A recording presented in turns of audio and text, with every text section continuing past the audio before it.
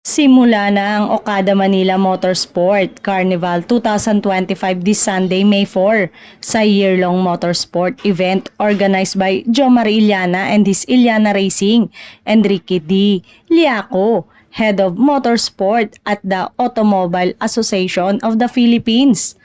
After today, gaganapin naman ang Joms Cup at dito may mga celebrity guests silang iimbitahan kabilang sina Aubrey Miles at Troy Montero, Angie King, Mateo Godicelli at iba pang celebrity na gustong sumali.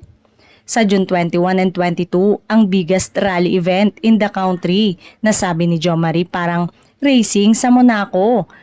May main road daw na ipapasara at expected nila ang 25 to 40 cars na sasali. Susunod agad ang motorsport event sa Lubang Mindoro na biggest racing event daw ng bansa.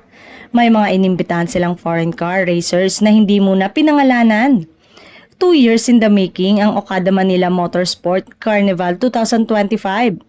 Ito ang pagiging public servant sa Parañaque City ang nagpabisi kay Jo Marie. Inalimutan niya muna ang showbiz at kahit may offer ang Batang Quiapo. Yes, may offer si Coco Martin pero hindi niya matanggap.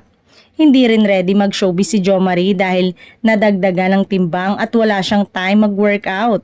Pero dahil namimiss ang acting, one of these days, magpapapayat siya at babalikan ng pag-arte.